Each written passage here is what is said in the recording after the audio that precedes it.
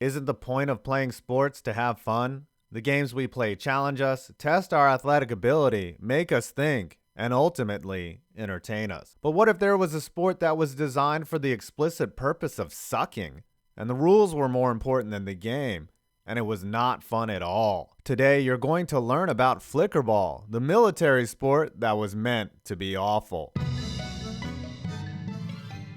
Training in the armed forces is meant to be hard. Why do our brave men and women get told to do things that suck and get yelled at? It's not because drill instructors hate people. It's because training is nothing compared to war.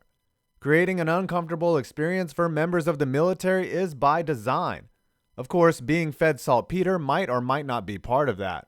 But for those that attend squadron officer school in the Air Force, there is a game they get to play that is wholly meant to suck. Unless you went to Davidson College, you have never heard of Flickerball. Wikipedia states that the game was invented at the school in 1951 as an alternative to touch football. But its roots could go back even further to Aztec times. The setup is simple. There is no standard width or length of the field. It can be played indoors or outdoors. There is a midfield line, and there are, of course, two teams that play each other. Games can consist of 3 versus 3 up to 20 versus 20. Seems really easy to get going, right? Well, not really. The first weird part of Flickerball is the goal. Each goal is placed about 6 feet from the ground and is a net inside of a piece of plywood. Then a foul line is defined much like in basketball. The official ball is an NFL or college-sized football, and yeah, stuff is getting weird now. Really, any ball can be used though. Let's look at how the game of Flickerball is played. Keep in mind that these rules can vary, but they are the standard for the game. Play starts with a jump ball. The team that gains possession must first make a lateral or backwards pass. There are only 2 ways to advance the ball: taking 3 steps forward or passing it. A player in possession of the ball can take 3 steps forward and can carry the ball laterally or backwards for 5 seconds. A player cannot hold the ball for longer than 5 seconds and can either pass the ball or shoot it at the goal. No contact is allowed between the teams. Any attempt at the goal results in a change of possession. If a pass is not caught and there was no foul on the play, it's a loss of possession. If a pass is deflected and hits the ground, it's a free ball.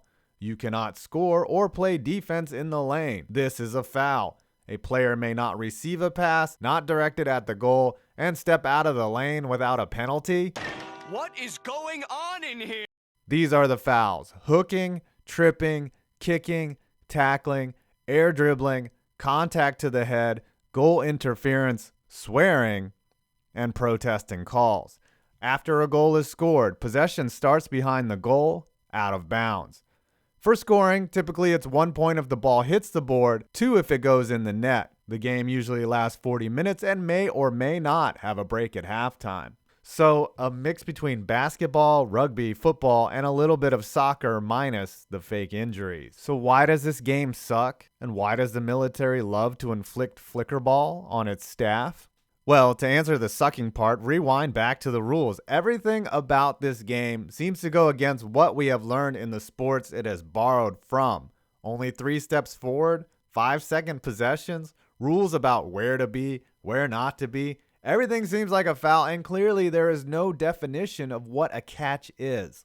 Also, who has time to put a piece of plywood with a hole in it on top of 2 poles in the middle of a field? My dad was an instructor at Squadron Officer School at Maxwell Air Force Base, which is code for his eyes were not good enough for him to be a pilot.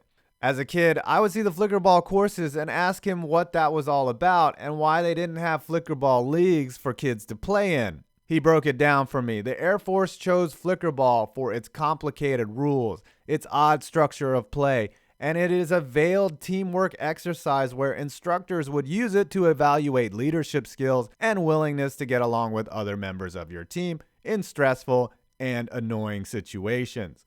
Combine that with the Alabama heat and mosquitoes, and oh, what a lovely afternoon. Sure, winning is important, usually to the participants, but what smart officers at SOS learned very quickly is that Flickerball was definitely a training exercise. Imagine playing a sport where every move you make is being evaluated by your boss.